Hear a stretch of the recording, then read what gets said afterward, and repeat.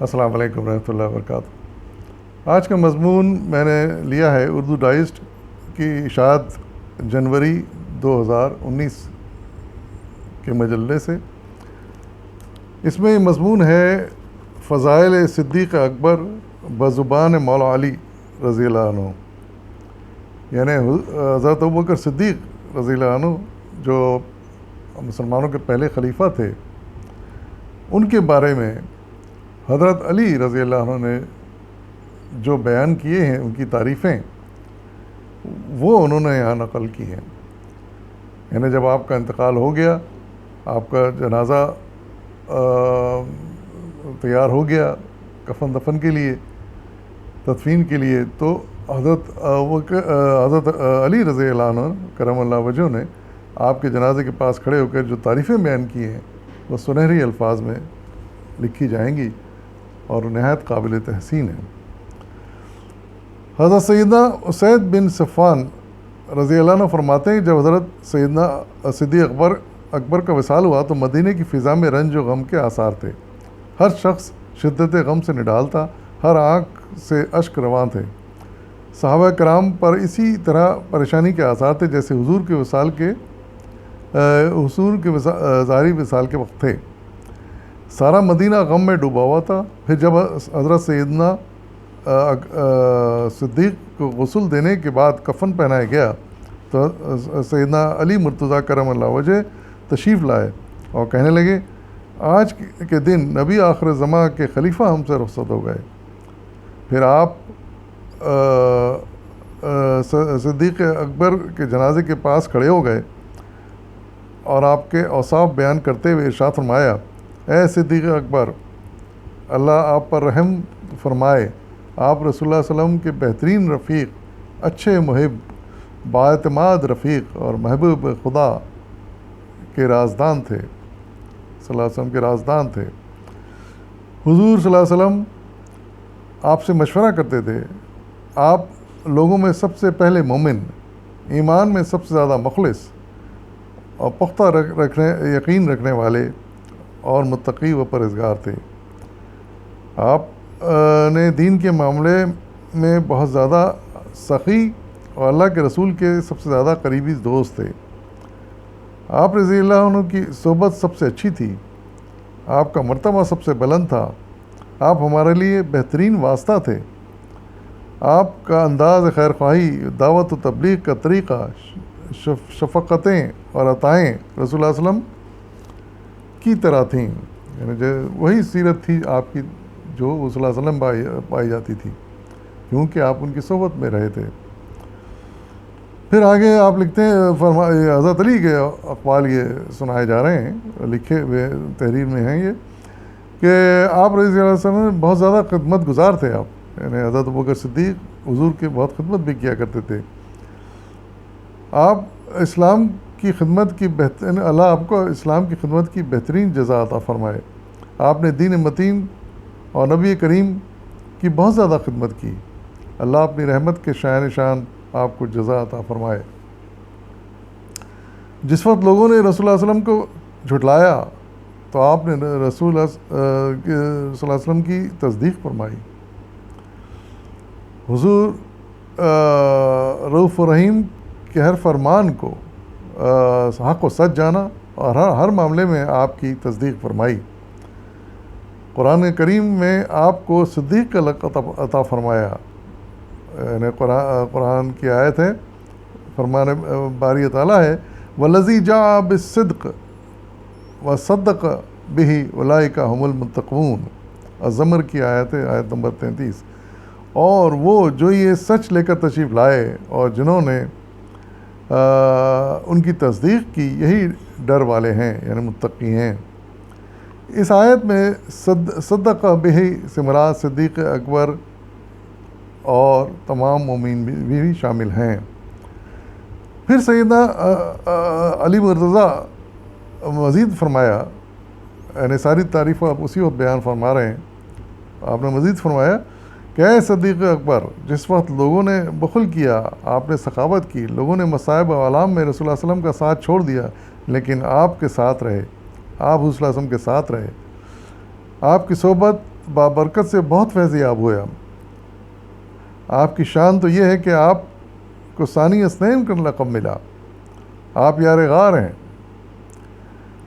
یار غار سے مراد یہ ہے کہ ہم تاریخ سے ہمیں پتہ چلتا ہے کہ جب حضور صلی اللہ علیہ وسلم نے مکہ چھوڑ کے مدینہ کی طرف ہجرت کی تو صدیق اکبر رضی اللہ عنہ آپ کے ساتھ تھے.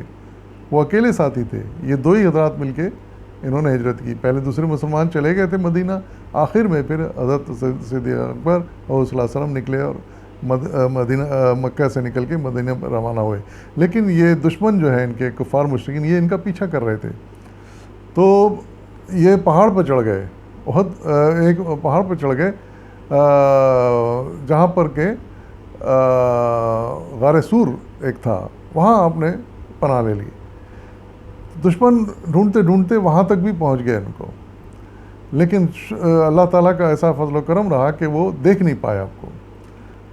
لیکن اس غار میں صلی اللہ علیہ وسلم اور حضرت ابوبکر دونوں موجود تھے. غار کے اندر بہت سوراخ تھے, غار پہاڑ کا غار تھا, اس میں سوراخ تھے. تو ڈر یہ تھا کہ ان سوراخوں سے کوئی سانپ یا کوئی بچھو نکل کے کاٹ نہ لے. تو صدیق اکبر نے اپنا کرتا یا اپنی چادر پھاڑی اور اس میں ٹکڑے بنا کے ان سوراخوں میں ٹھونس دیے تاکہ کوئی جانور موذی اگر ہے تو وہ باہر نکل کے ڈسے نہیں. اچھا, یہ تاریخوں میں بڑا واقعہ تفصیل سے آتا ہے. لیکن کیا ہوا کہ وہ سارے جب کپڑا سوراخ بند ہو گئے, ایک سوراخ باقی رہ گیا تھا. تو وہاں حضرت صدیق اکبر نے یہ کیا کہ اس سوراخ پہ اپنا پیر رکھ دیا اور ٹائٹ اس کو بند کر دیا مضبوطی سے, تاکہ اگر کوئی موذی ہے بھی جانور کیڑا تو وہ باہر نہ نکلے. لیکن اتفاق دیکھیے کہ اچھا اس کے بعد پھر صلی اللہ علیہ وسلم بھی تھکے ہوئے تھے, آپ بھی لیٹ گئے. حضرت صدیق اکبر کے زانوں پر سر تھا اور آپ کی آنکھ لگ گئی. صدیق اکبر کا پاؤں اس سوراخ پر تھا. ہوا یہ کہ وہ وہاں اندر ایک سانپ تھا, وہ باہر نکلنا چاہتا تھا. اس نے حضرت صدیق کو ڈس لیا, لیکن آپ نے پیر نہیں ہٹایا. آپ کو تکلیف ہوئی, سخت تکلیف ہوئی, اتنی تکلیف ہوئی آپ کو کہ آپ پسینہ پسینہ ہو گئے. لیکن آپ برداشت کرتے رہے, لیکن سوراخ سے پیر نہیں ہٹایا, کیونکہ سوراخ سے اگر پیر ہٹا لیتے تو ظاہر ہے وہ سانپ باہر آیا تھا اور حضور کو بھی ڈس سکتا تھا. تو اس خیال سے کہ حضور کو ڈس نہ لے, آپ نے سوراخ پر پیر جمائے رکھا. تو جب پسینہ آپ کو زیادہ آنے لگا تو وہ حضور صلی اللہ علیہ وسلم کے چہرے پہ گرا, کیونکہ آپ ان کے زانوں پر سر رکھے ہوئے سو رہے تھے. تو اس سے حضور کی آنکھ کھل گئی.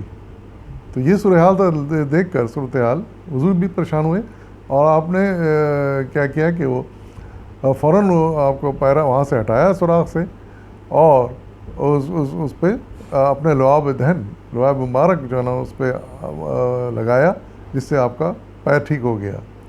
پھر اس کے بعد خدا جانے وہ سانپ باہر غالباً نہیں آیا, دیکھ کر کے باہر دو آدمی موجود ہیں, لیکن اس کے آگے مزید تفصیل نہیں پتہ.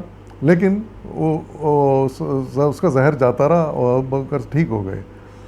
اور پھر جب دشمن باہر غار کے باہر جو آپ کا پیچھے کرتے ہوئے آئے تھے, جب وہاں سے چلے گئے تو پھر آپ باہر نکلے, مدینے کی طرف روانہ ہو گئے. تو یہ وہ واقعہ بیان ہوا تھا, اسی کا اشارہ ہے لکھنے والے کی طرف کہ یار غار ہیں. آپ پر سکینہ نازل فرمایا اللہ تعالیٰ نے. آپ نے نبی کریم کے ساتھ ہجرت فرمائی, اور آپ ان کے خلیفہ امین تھے. آپ نے خلافت کا حق ادا کر دیا. آپ نے مرتدوں سے جہاد کیا. یعنی ایک اور واقعہ پیش آیا تھا کہ لوگ مرتد ہونے لگے تھے حضور صلی اللہ علیہ وسلم کے انتقال کے بعد, اسلام سے مرتد ہونے لگے تھے, اسلام چھوڑنے لگے تھے. آپ نے ان کے خلاف جہاد کیا اور ان کو سخت سزا دی. حضور کے وصال کے بعد لوگوں کے لیے سہارا بنے. جب لوگوں میں اداسی اور مایوسی پھیلنے لگی تو اس وقت بھی آپ کے حوصلے بلند رہے. لوگوں نے اپنے اسلام کو چھپایا, لیکن آپ نے اپنے ایمان کا اظہار کیا. جب لوگوں میں کمزوری آئی تو آپ نے ان کو تقویت بخشی, ان کی حوصلہ افزائی فرمائی.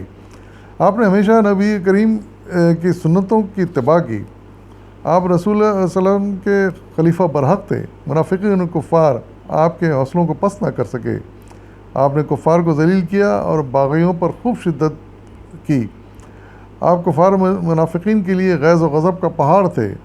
لوگوں نے دینی امور میں سستی کی لیکن آپ نے بخوشی قبول کیا، دین قبول پر عمل کیا۔ لوگوں نے حق بات سے خاموشی اختیار کی مگر آپ نے اعلان کلمہ حق کہا، اور جب لوگ اندھیروں میں بھٹکنے لگے تو آپ کی ذات ان کے لیے مینارہ نور ثابت ہوئی۔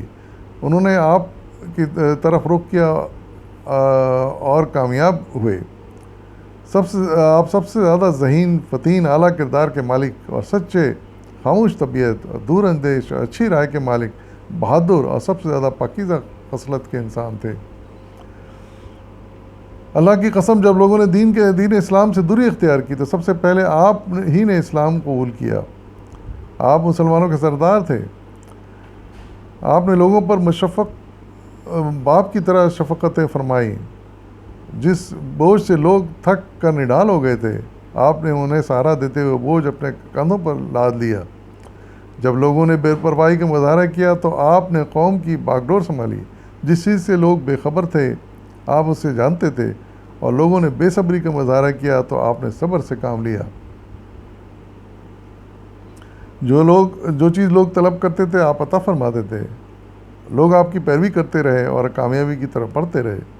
آپ کے مشوروں اور حکمت عملی کی وجہ سے انہیں ایسی ایسی کامیابیاں عطا ہوئیں جو ان لوگوں کے وہم و گمان میں بھی نہ تھیں۔ آپ کافروں کے لیے دردناک عذاب اور مومنوں کے لیے رحمت، شفقت اور محفوظ قلعہ تھے۔ اللہ کی قسم، آپ اپنی منزل مقصود کی طرف پرواز کر گئے، انتقال کر گئے اور اپنے مقصود کو پا لیا، یعنی جنت میں پہنچ گئے۔ آپ کی رائے کبھی غلط نہ ہوئی، آپ نے کبھی بزدلی کا مظاہرہ نہ کیا، آپ بہت نڈر تھے، کبھی نہ گھبراتے تھے۔ گویا آپ جزبوں اور ہمتوں کا ایسا پہاڑ تھے، جذبوں اور ہمتوں کا ایسا پہاڑ تھے جسے نہ تو آندھیاں ڈگمگا سکیں اور نہ ہی سخت گرج والی بجلیاں متزلزل کر سکیں۔ پھر آپ نے آخر میں فرمایا کہ آپ اپنی منزل مقصود کو پہنچ گئے، آپ کو بہت عظیم کامیابی حاصل ہوئی۔ اے یار غار، آپ نے اس شان سے اپنے اصلی وطن کی طرف کوچ کیا، یعنی جنت کی طرف، کہ آپ رضی اللہ عنہ کی عظمت کے ڈنکے آسمان میں بج رہے ہیں، اور آپ رضی اللہ عنہ کی جدائی کا غم ساری دنیا کو رلا رہا ہے۔ انا للہ و انا الیہ راجعون۔ یہ متاثر کن بیان اور تعریفیں کرنے والے، بہترین تعریف کرنے والے، بہترین انداز اور بہترین الفاظ میں، یہ کوئی اور نہیں، ہمارے چوتھے خلیفہ حضرت علی کرم اللہ وجہ تھے، جن کے دل میں حضرت ابوبکر صدیق کا بڑا احترام تھا، عزت تھی، کیونکہ حضرت صدیق حضور صلی اللہ علیہ وسلم کے بڑے قریبی صحابی تھے۔ ساری زندگی انہوں نے ان کا ساتھ دیا، ہر طرح کی قربانیاں ان کے لیے دیں۔ حضرت علی عمر میں کم تھے، بچے تھے اس وقت، آہستہ آہستہ بڑے ہوئے، جوان ہوئے، وہ ان کا یہ سارا دور ان کی نظروں کے سامنے تھا، ان کے سامنے گزرا، جس میں حضرت ابوبکر صدیق کی خدمات اور قربانیاں حضرت علی نے ملاحظہ فرمائی تھیں۔ اس لیے آپ نے دل سے کھڑے ہو کر ان کے انتقال کے وقت یہ ساری تعریفیں ان کے لیے بیان کی، جو نہایت ہی قابل تحسین ہیں اور یاد رکھنے کے قابل ہیں اور بیان کرنے کے قابل ہیں۔ اجازت دیجیے، آخر دعوانا الحمدللہ رب العالمین۔ آئندہ کسی اور مضمون کو لے کر حاضر ہوں گا انشاءاللہ، فیما اللہ۔